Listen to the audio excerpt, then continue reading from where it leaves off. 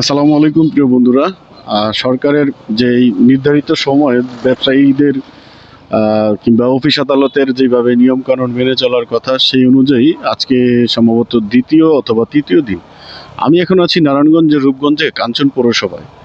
এখন সময় 7:30, যেটাকে ডিক্লেয়ার করা হয়েছিল 7টার পরে যেন কোনো ব্যবসায়িক প্রতিষ্ঠান, শুধুমাত্র সেবামূলক প্রতিষ্ঠান, ওষুধের ফার্মেসি এই সমস্ত দোকান ছাড়া যেন অন্য কোনো দোকান যেন না খোলা হয়, সকল ধরনের ব্যবসায়িক প্রতিষ্ঠান যেন বন্ধ থাকে। আসলে হয়তো সরকারের উদ্যোগে আমি মায়ের বাড়িতেও দেখেছি, মানে ওইদিকেও লোডশেডিং, মানে এই সময় একটু লোডশেডিং দিয়েছে যাতে হয়তো মানে মানুষ দোকানপাট বন্ধ করে চলে যায়।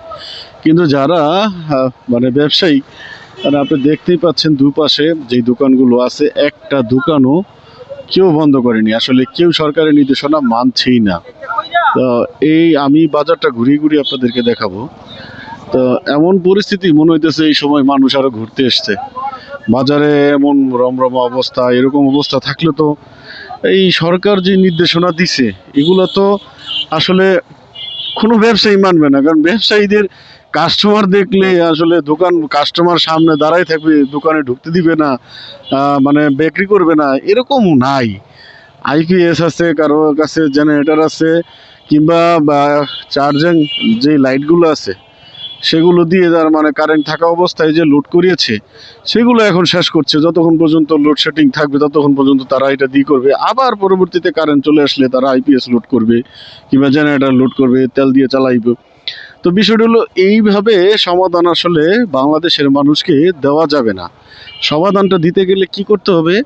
আমরা যেরকম করোনার সময় দেখেছি মানুষকে চলাচলের জন্য একটা মানে নির্ধারিত টাইম শিথিল করে দিয়েছে আর কি, কারফিউ জারির মতো আর কি। তো মানুষকেও মানে সরকারের তরফ থেকে দোকানপাট ব্যবসায়ীদের নোটিশ দেওয়ার পাশাপাশি সাধারণ মানুষকেও যেন 7টার পরে যেন বাসা থেকে না বেরোয়, যদি বেরো হয় তাহলে আইনি পদক্ষেপ নেওয়া হবে, জরুরি সেবা ছাড়া, জরুরি কোনো প্রয়োজন ছাড়া।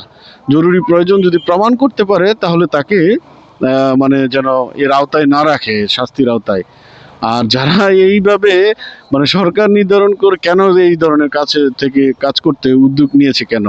কারণ আপনারা জানেন বিশ্বব্যাপী যে তেলের একটা সংকট পড়েছে, এটা ইফেক্টটা মানে ইরান এবং যুক্তরাষ্ট্র ইসরায়েলের যুদ্ধের কারণে মানে পুরো বিশ্বব্যাপী কিন্তু ইফেক্ট পড়েছে। কারণ হরমুজ পলানি দিয়ে পৃথিবীর প্রায় 40% তেল এইখান দিয়ে মানে আনা নেওয়া করা হয়, রপ্তানি করা হয় হরমুজ পলানি। তো সেটা ইরান বন্ধ রেখেছে।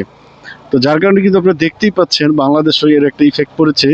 তবে বাংলাদেশে আসার আলো হলো অকটেল, ডিজেল, পেট্রোল, কেরোসিন। এটা বাংলাদেশের যে গ্যাস প্ল্যান্টগুলো আছে সেই গ্যাস প্ল্যান্টগুলো থেকে মানে আপনার পেট্রোল চাহিদার 50% মানে পূরণ করা যায়, আর অকটেন আপনার চাহিদার 30% পূরণ করা যায়। তো অর্থাৎ ডিজেল কেরোসিন যেগুলোই আসে না কেন, সারা পৃথিবীতে যদি তেল বন্ধ হয়ে যায় বাংলাদেশে বন্ধ হবে না। কারণ বাংলাদেশের যে গ্যাস প্ল্যান্টগুলো আছে সেখান থেকে তেল উৎপাদন করা যায়, একেবারে বন্ধ হয়ে যাওয়ার মতন চান্স নাই। আপনি যদি গতকালকের বিবিসির নিউজটা আপনারা দেখেন তাহলে এটা আপনারা দেখতে পারবেন। কারণ বিবিসির নিউজে খুব সুন্দরভাবে রিপোর্টার আবুল কালাম আজাদ তিনি কিন্তু খুব সুন্দরভাবে সাধারণ মানুষকে বুঝিয়ে দিয়েছে। তা আমি কাঞ্চন বাজারের একেবারে মানে দক্ষিণ বাজার থেকে উত্তর বাজার পর্যন্ত আমি আপনাদেরকে ঘুরিয়ে দেখালাম, মানে যে অবস্থা, একটা মানুষও দোকান বন্ধ করেনি, মানে লোডশেডিং, তারপরও দোকান বন্ধ করেনি। তো এইভাবে মানুষকে তো মানে সরকার যেভাবে নোটিশ দিয়েছে, নোটিশ দিয়ে মানে এই বিদ্যুৎ সেভিং করবে কিংবা মানুষকে একটু জীবনযাত্রার মান সহজ করে দিবে, আসলে এইভাবে সম্ভব না। কারণ এই যে দোকানগুলো দেখতে পাচ্ছেন লাইট জ্বলতেছে, আইপিএস দিয়ে চালাইতেছে। এই আইপিএসটা যদি দিনের বেলায় সে রাত্রের বেলা চার্জ দেওয়া থাকতো তাহলে দিনের বেলায় সে লোডশেডিং হলে এটা ইউজ করতে পারতো। তাহলে এখন কি করতেছে? তাহলে এই যে এইখানেও কিন্তু একটা এনার্জি লস হচ্ছে, এইখানেও খরচ হচ্ছে। তো এই যে আলটিমেটলি ইফেক্টটা এটা কিন্তু সব জায়গায় পড়ছে, ভোক্তাদের প্রত্যেকটা পর্যায়ে পড়ছে।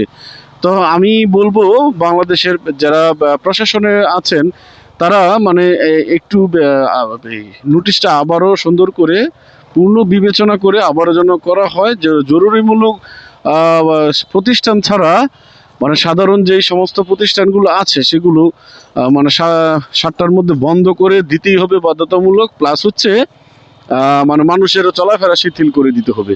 কারণ শিথিল না করে দিলে এই মানুষ বাজারে আসলে দোকানপাট খুলতেই থাকবে, বন্ধ করবে না কেউই, এইভাবে এরকমভাবে চলবে।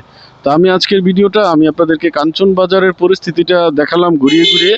আপনারা যদি আপনাদের কাছে ভালো লাগে অবশ্যই আপনারা লাইক কমেন্ট শেয়ার করে জানাবেন, এবং যারা আমার ফেসবুকে আছেন আমার ফেসবুকে আমাকে ফলো করে দিবেন, আর ইউটিউবে যারা আছেন তারা আমাকে সাবস্ক্রাইব করে দিয়ে আমার সাথেই থাকবেন।